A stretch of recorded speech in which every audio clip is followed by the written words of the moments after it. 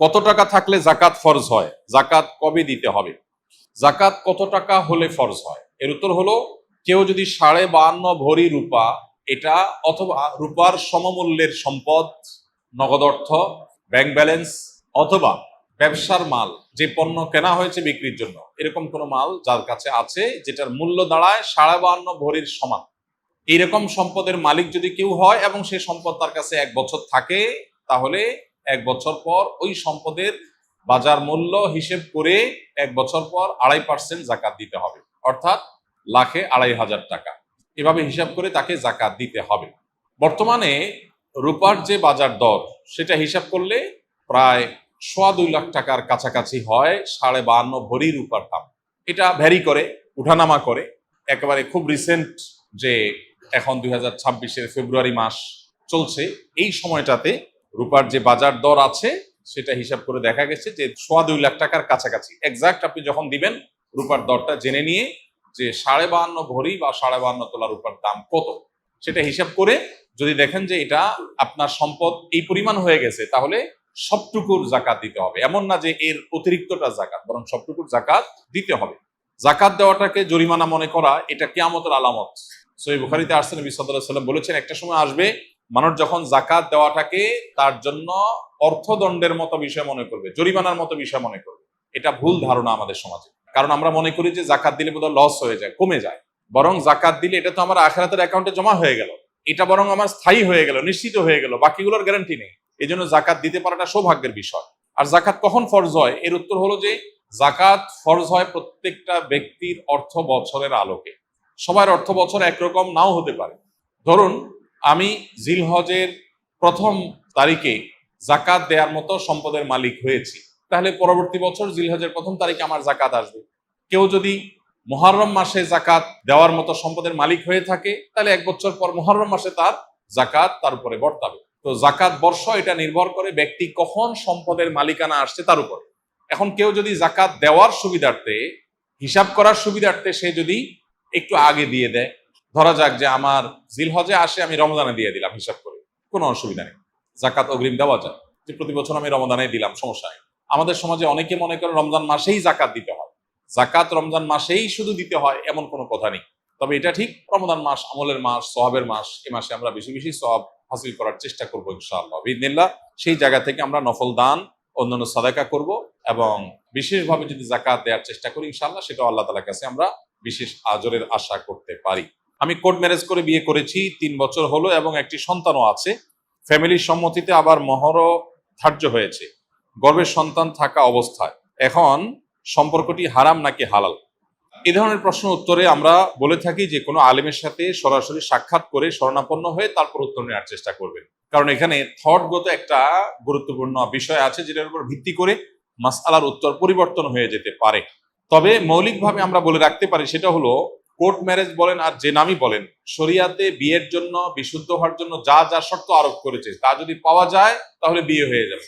Court ম্যারেজে অনেক সময় দেখা যায় প্রস্তাব বা সম্মতি, মৌখিক প্রস্তাব বা মৌখিক সম্মতি থাকে না। শুধুমাত্র কাবিননামাতে স্বামীর ঘরে ছেলের নাম, স্ত্রীর ঘরে মেয়ের নাম, আর দুজনের স্বাক্ষর নেওয়া হয় এবং দুজন সাক্ষীর স্বাক্ষর নেওয়া হয়। এইটুকু বিবাহ বিশুদ্ধ হওয়ার জন্য যথেষ্ট না। শরিয়া দৃষ্টিকোণ থেকে বিবাহ বিশুদ্ধ হওয়ার জন্য উভয় পক্ষ থেকে প্রস্তাব এবং সম্মতি থাকতে হবে স্পষ্ট। কেউ যদি বোবা হন, মুখে উচ্চারণ করতে না পারেন, তাহলে তিনি মাথা নেড়ে ইশারায় তিনি অন্তত সম্মতি প্রকাশ করবেন।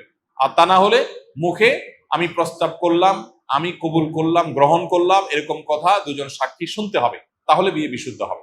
অতএব বিবাহ বিশুদ্ধের জন্য দুজন সাক্ষী উপস্থিত ছিলেন কিনা, তারপরে তারা এই প্রস্তাব এবং সম্মতির কথা শুনতে পেয়েছেন কিনা, সাক্ষীদের উপস্থিতি এবং প্রস্তাব সম্মতি এটা একই মজলিসে, একই বৈঠকে হয়েছে কিনা, এই বিষয়গুলো গুরুত্বপূর্ণ। এগুলো যদি হয়ে যায়, মোহর যদি ধার্য কোনো কারণে নাও হয়, পরে ধার্য হয়ে যায়, বা অটোমেটিক যে মোহরে মিছিল বলা হয় সেটা ধার্য হয়ে যায়, তাতেও বিয়ে হয়ে যায়। কিন্তু বিয়ের গুরুত্বপূর্ণ বিষয় হলো এই জিনিসটা। অতএব এটা কতটা হয়েছে না হয়েছে অনেকখানি প্রশ্ন উত্তরের উপর অনেক সময় নির্ভর করে।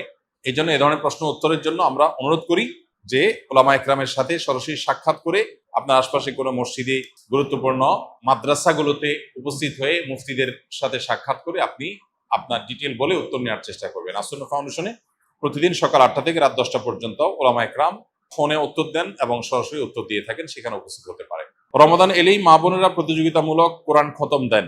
অনেকে বিষয়টি বাড়াবাড়ি বলেন, কারণ হিসাবে যুক্তি দেয় যে দ্রুত পড়লে সহি হওয়ার সম্ভাবনা কম থাকে এবং অর্থ বুঝে পড়া ভালো। কথাটা কতটা যুক্তিযুক্ত?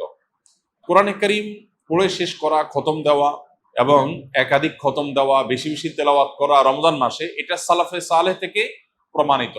আমাদের পূর্বসূরিগণ তারা রমজানের শেষ দিন পর্যন্ত বেশি থেকে বেশি কোরআনে কারীমের তেলাওয়াতে মগ্ন থাকতেন। যেহেতু এই মাসটাই হলো কোরআন নাজিলের মাস, অতএব এই মাসের অন্যতম গুরুত্বপূর্ণ আমলটা হলো বেশি বেশি কোরআন তেলাওয়াত করা। যেসব ভাইরা কোরআন তেলাওয়াত জানেন না, তারা কোরআন তেলাওয়াত শিখতে পারেন। আমরা সুন্নাহ ফাউন্ডেশন থেকে দীর্ঘ 1 বছর টানা পরিশ্রম করার পর আলহামদুলিল্লাহ, যারা কোরআন সহি বা শুদ্ধভাবে পড়তে বা তেলাওয়াত করতে পারেন না, এমনকি আরবি অক্ষরও চিনেন না, তাদের সুবিধার্থে আমরা সহজ সূত্রে কোরআন শিখি নামে একটা কোর্স আমরা চালু করেছি। এবং এই কোর্সটা প্রতিদিন তারাবির পর আমাদের ভেরিফাইড ইউটিউবে, অর্থাৎ আমার নামে যে ইউটিউব চ্যানেল আছে, সেখানে প্রতিদিন একটা করে পর্ব আপলোড হয়। গত 2 রাতে 2টি পর্ব আপলোড হয়ে গেছে। আজকে তারাবির পরে 3 নম্বর পর্ব আপলোড হবে ইনশাআল্লাহ। 10 থেকে 15 মিনিট, 20 মিনিটের মধ্যে ভিডিওটা, মাত্র 27টি ভিডিও ইনশাআল্লাহ পুরো কোরআন সহি করে শেখার জন্য তৈরি করা হয়েছে, অনেক পরিশ্রম করে, অনেক সাধনা করে। অতএব যারা সময় আছে তারা সেই ভিডিও ফলো করতে পারি, অথবা অন্য কোনো উপায়ে কোরআন সহি করে পড়বো। আর যাদের তেলাওয়াত সহি আছে তারা বেশি বেশি পড়বো। এখন কথা হলো, প্রতিযোগিতামূলকভাবে বেশি বেশি করে কোরআন খতম দিলে সেটা ভালো কিনা? উত্তর হলো অবশ্যই ভালো, তবে তার কোয়ালিটি যেন ঠিক থাকে। এটা ঠিক যে তাড়াহুড়া করতে গিয়ে কোয়ালিটি নষ্ট করে অনেক পরিমাণে তেলাওয়াত করার চাইতে কোয়ালিটি ঠিক রেখে আপনি সাধ্য অনুযায়ী তেলাওয়াত করা ভালো। দেখা যায় অনেকে হুলস্থুল করে কোরআন তেলাওয়াত করেন, কি পড়েন নিজেও বোঝেন না।